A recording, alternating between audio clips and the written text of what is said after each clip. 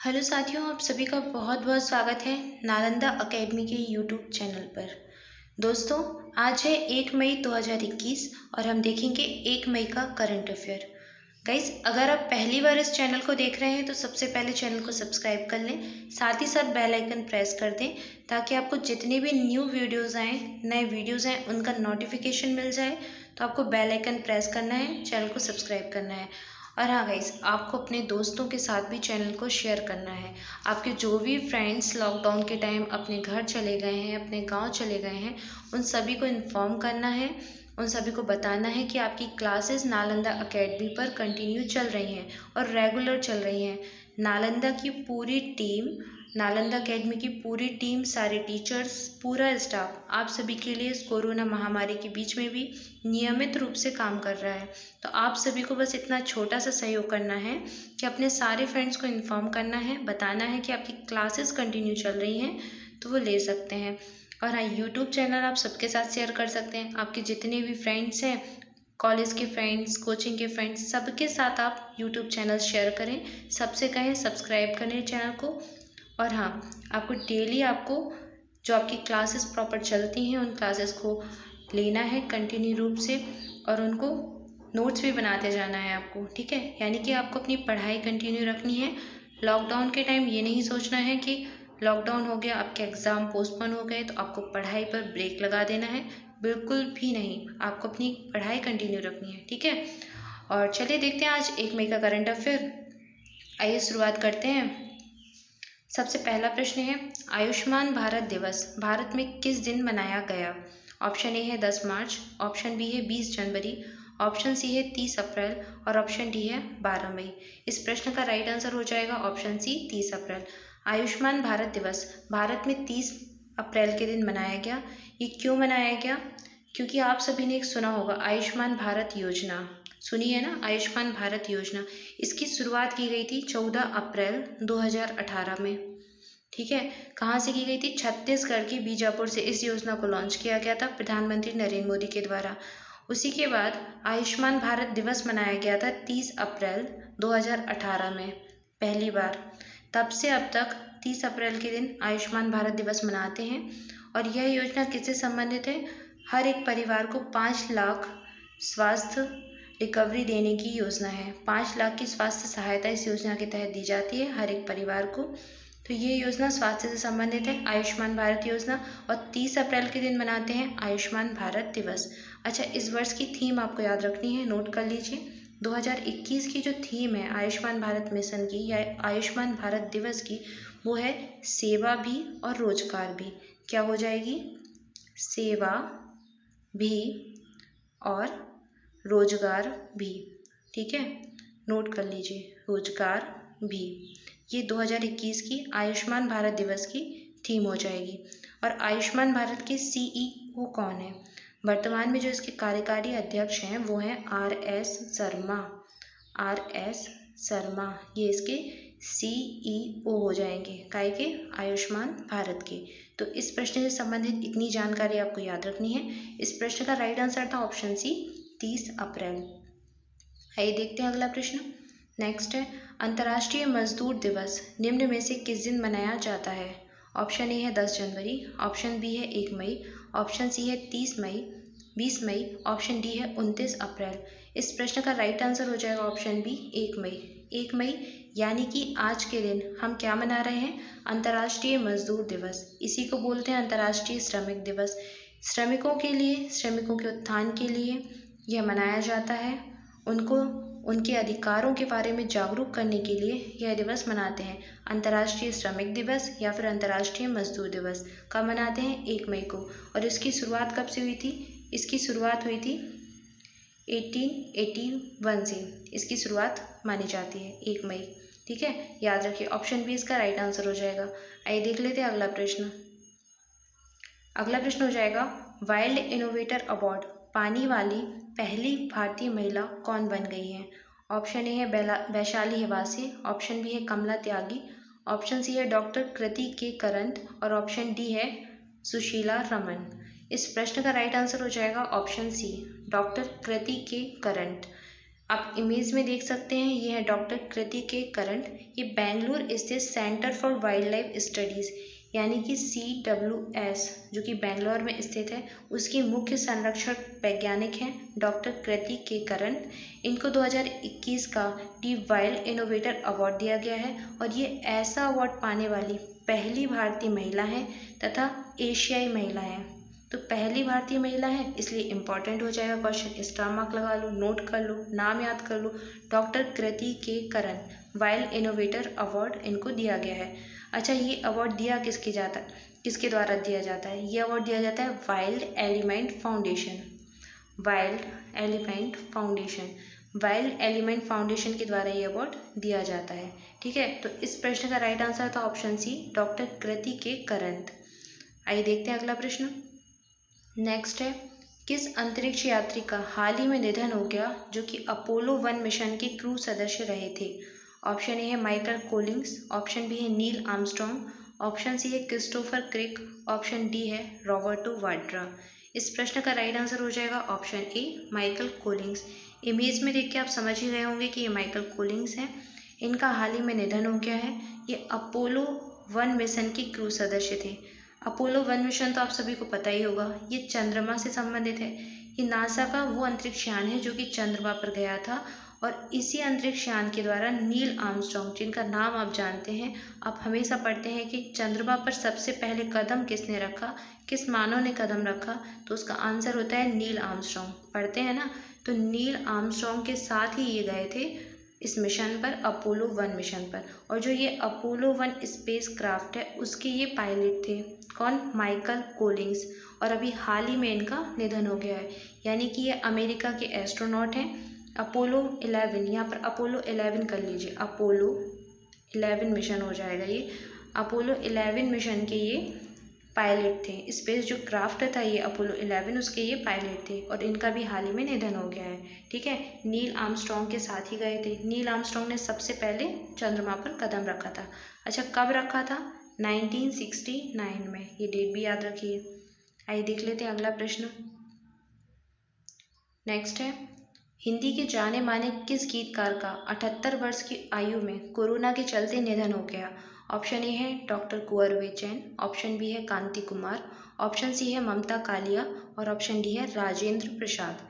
इस प्रश्न का राइट आंसर हो जाएगा ऑप्शन ए, डॉक्टर कुंवर बेचैन। डॉक्टर कुंवर बेचैन का 78 वर्ष की उम्र में कोरोना के चलते निधन हो गया है। ये उत्तर प्रदेश के गाजियाबाद के रहने वाले थे और एक हिंदी के गीतकार थे। जिंदगी यूं भी जली मीलों तक, चांदनी 4 कदम धूप चली मीलों तक। इस तरह की ये पंक्तियां लिखते थे। कोमल शब्दों का अद्भुत चयन करना इनकी विशेषता होती थी। आप पंक्तियां देखकर ही समझ सकते हैं कि ये कितने अच्छे शब्दों का चयन करते थे। इसके अलावा इनकी बहुत सारी रचनाएं हैं जो कि अभी आगे वाली स्लाइड में हम पढ़ लेंगे। ये कहाँ के निवासी थे? उत्तर प्रदेश के गाजियाबाद के निवासी थे। सब टीवी का एक शो आता था, वाह क्या बात है। तो वाह टीवी शो के बहुत सारे एपिसोड में, ये कविता शो था, उसके बहुत सारे एपिसोड में इनको देखा गया है। डॉक्टर कुंवर बेचैन एक प्रसिद्ध हिंदी के गीतकार रहे हैं और इनको 1977 में 1977 में साहित्य सम्मान से भी सम्मानित किया जा चुका है। इसके अलावा इन्हें वर्ष 2004 में उत्तर प्रदेश हिंदी संस्थान की ओर से साहित्य भूषण पुरस्कार भी दिया जा चुका है। तो ये बहुत प्रसिद्ध गीतकार रहे हैं। आइए देख लेते हैं इनकी रचनाएं। पिन बहुत सारे, भीतर साकर वाह साकर, उर्वशी हो तुम, जुल्सो मत मोर पंख, एक द्वीप चौमुखी, नदी पसीने की, दिन दिवंगत हुए। इसके अलावा सामियाने कांच के, महावर इंतजार का, रस्सियाँ पानी की, पत्थर की बांसुरी, दीपारों पर दस्तक, नाव बनता हुआ कागज, आग पर कंदील, नदी तुम क्यों रुक गई, शब्द एक लालटेन और पांचाली। ये सब इनके कविता संग्रह हैं। तो ये रचनाएं हैं, इनमें से कोई भी रचना आपसे पूछ सकते हैं, तो एक बार इन रचनाओं को आप याद कर लें, पढ़ लें अच्छे से। वीडियो को पॉज करें और स्क्रीनशॉट ले लें तो आपके पास ये रहेंगी।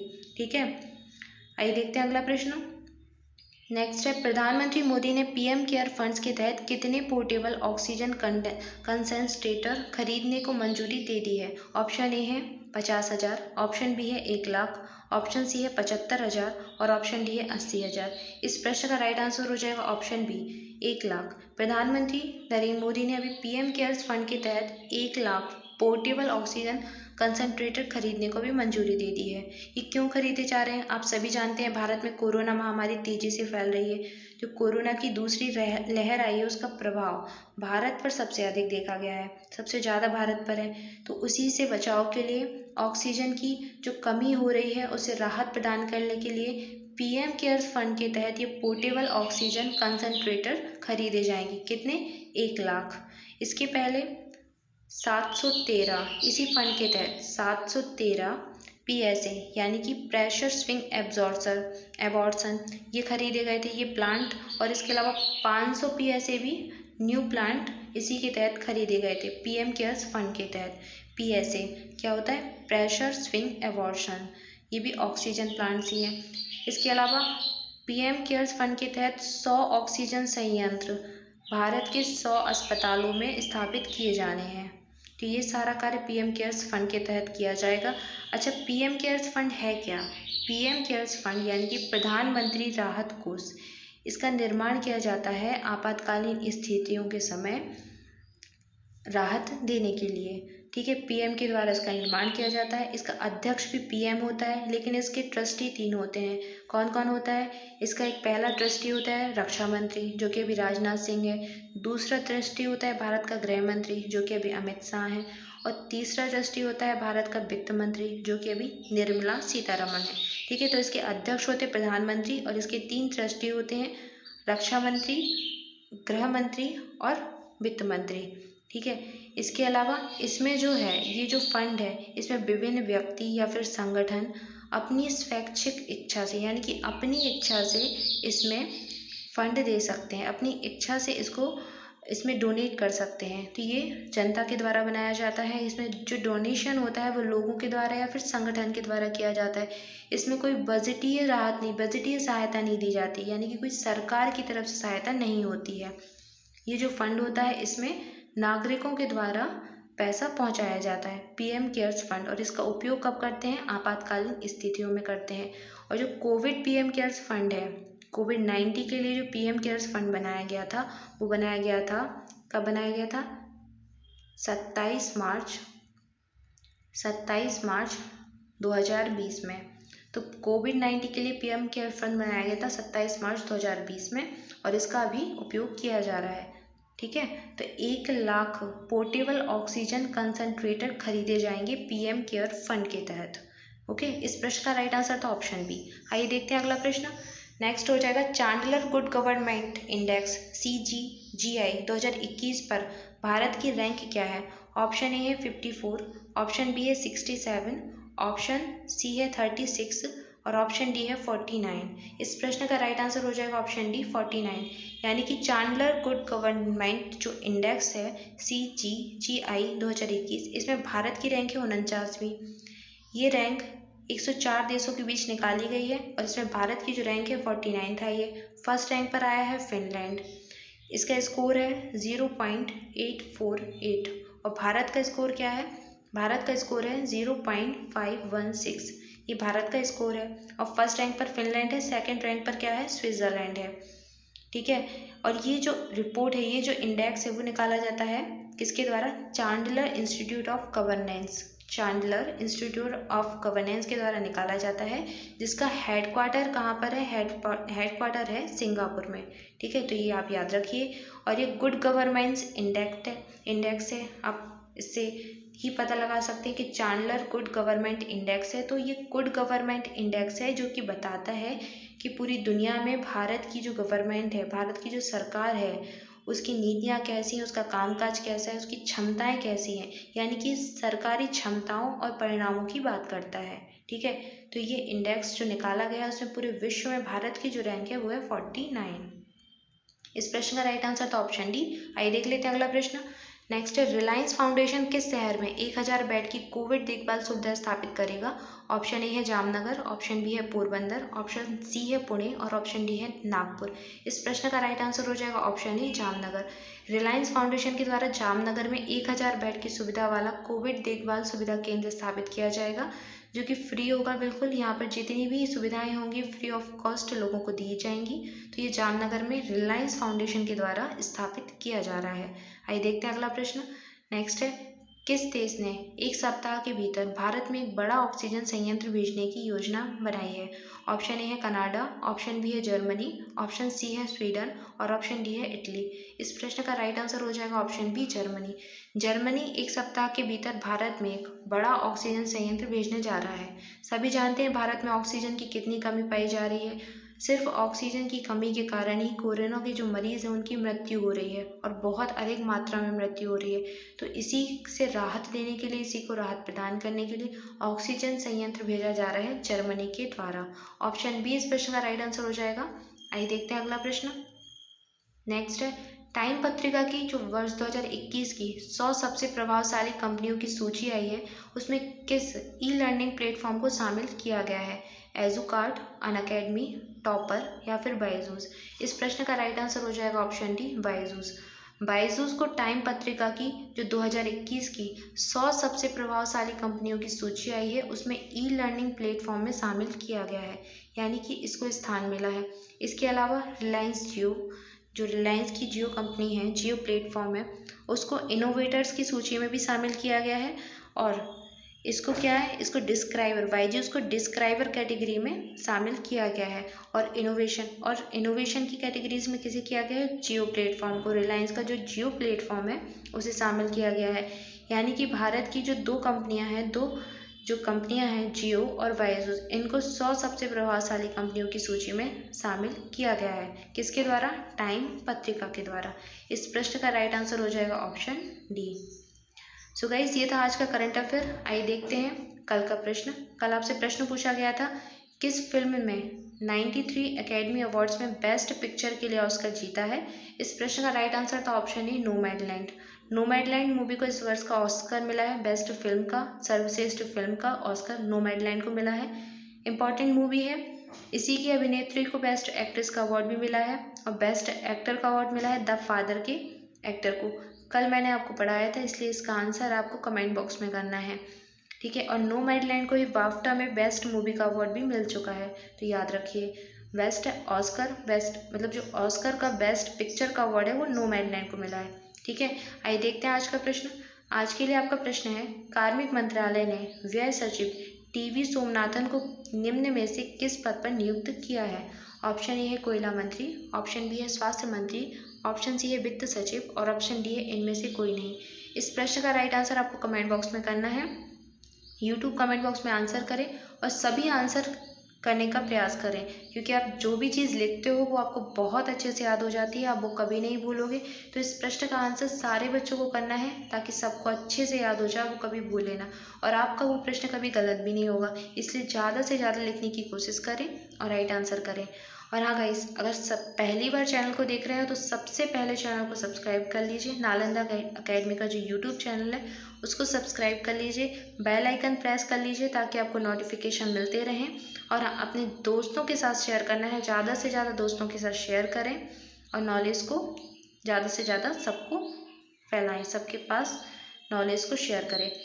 So guys, thank you for watching this video. आराम से पढ़ते रहें, घर पर रहें, सुरक्षित रहें और चैनल को लाइक करें, शेयर करें, सब्सक्राइब करें। Thank you so much.